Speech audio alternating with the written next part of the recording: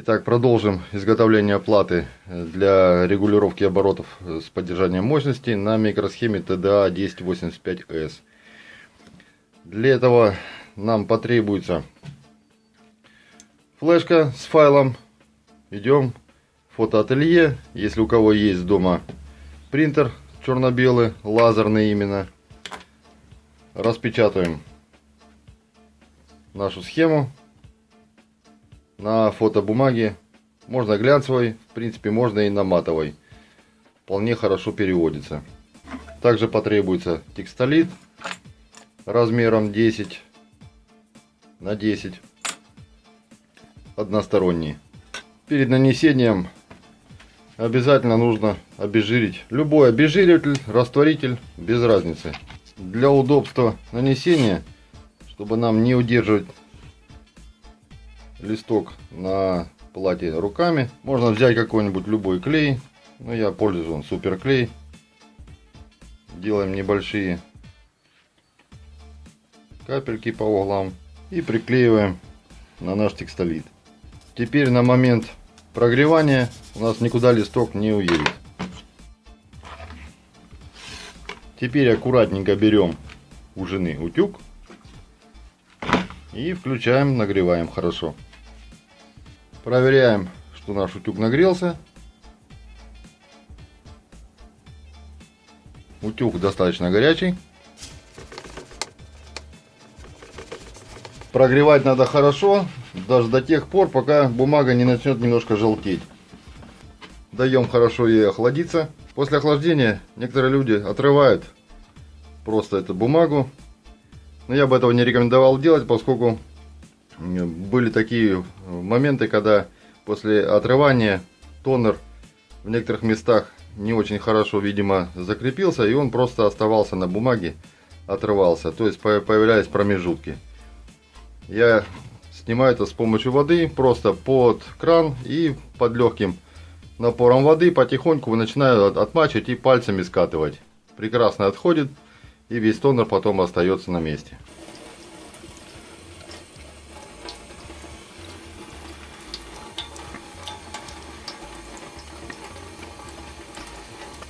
Бумага раскисает и очень хорошо начинает скатываться. Как видно, проявляется рисунок.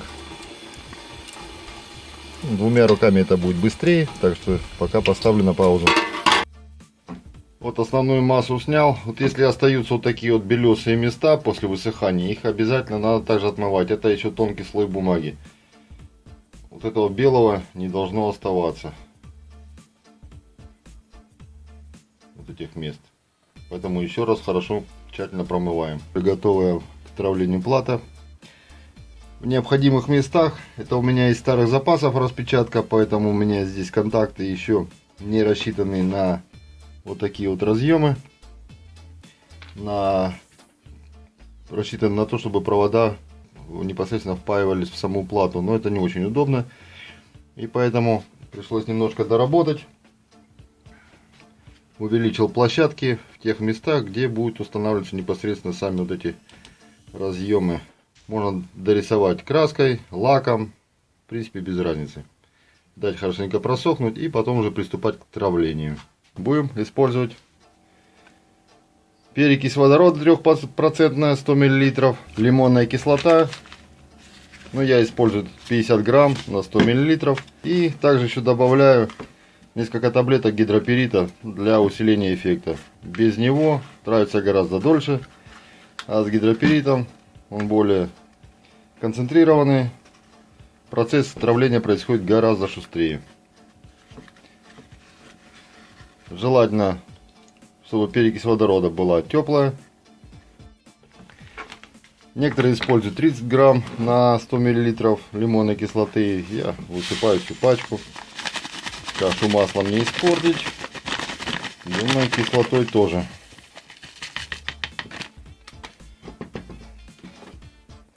Пару ложек обыкновенной соли.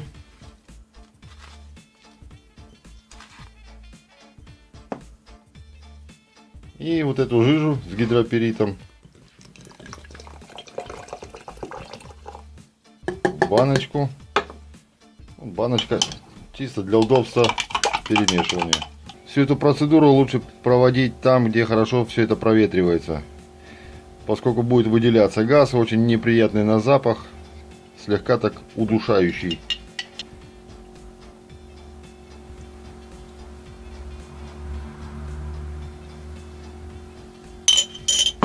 Процесс травления пошел. Для улучшения можно немножко, я так делаю, мягкой кисточкой сгонять растворенную медь.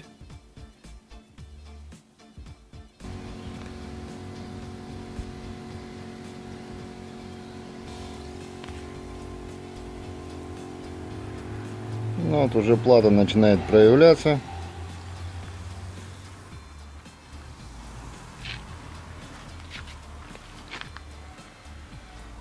Не знаю, видно будет на камеру или нет.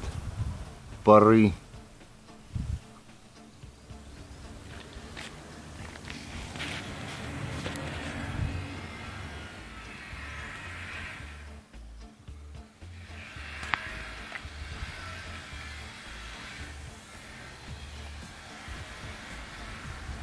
Реакция достаточно бурная.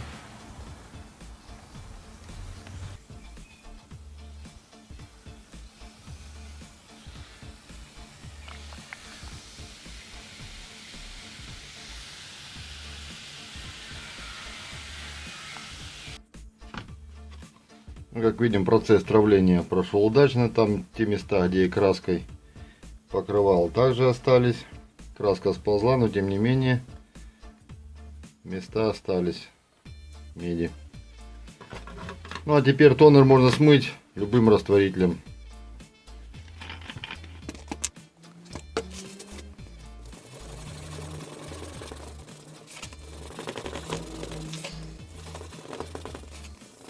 Получаем в результате вот такую плату.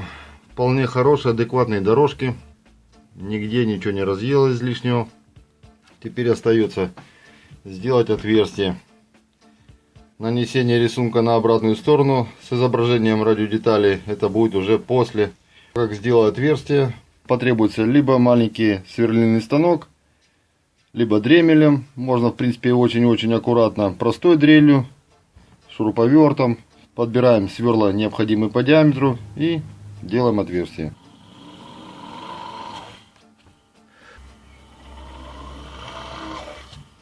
Отверстия все проделаны необходимого диаметра. При сверлении медь немножко поднимается, чтобы убрать эти края. Берем наждачку мелкую и легкими движениями аккуратненько все это дело снимаем. Теперь можно будет все дорожки залудить, но самое главное не перегревать, чтобы дорожки не отходили от текстолита.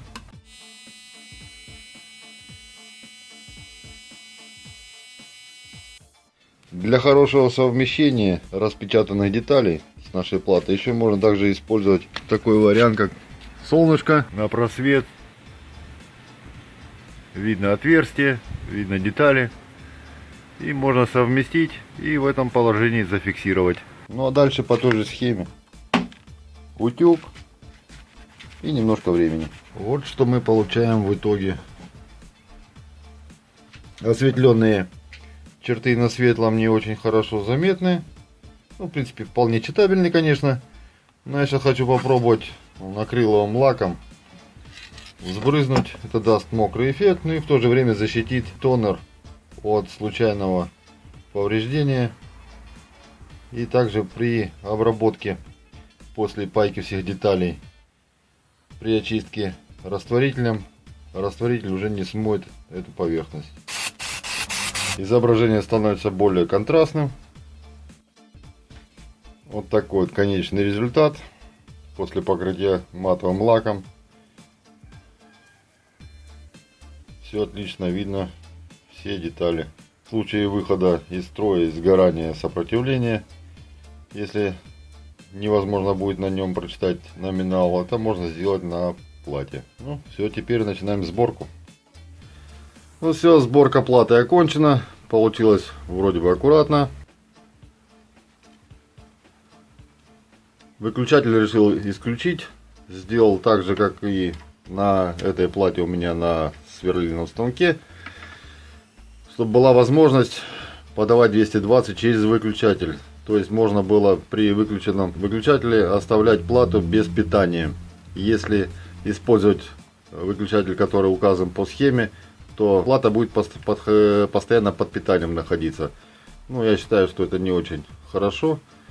Поэтому, на мой взгляд, лучше таким образом. Все вывел на разъемы, на выход на двигатель, вход на 220 и также на таходатчик. Светодиод впаянный, при надобности его вытаскивать несложно. И также потенциометр тоже стоит на тройном разъеме. Ну, теперь проверим. Видно, станок работает. Чем очень удобно, с разъемами можно быстро и легко менять.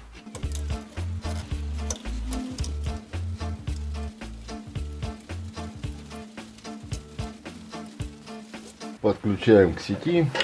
Вот как видно, светодиод не горит, соответственно плата находится не под питанием. Включаем, светодиод загорелся.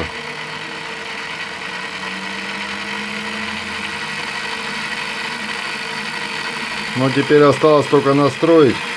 С сопротивлением R9 настраиваются максимальные обороты двигателя.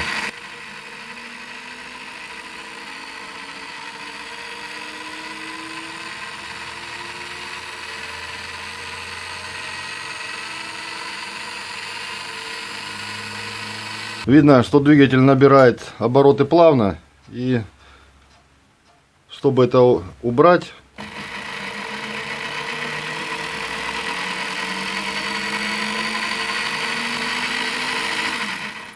чтобы сократить отклик, подстраиваем сопротивлением R3 20 кОм.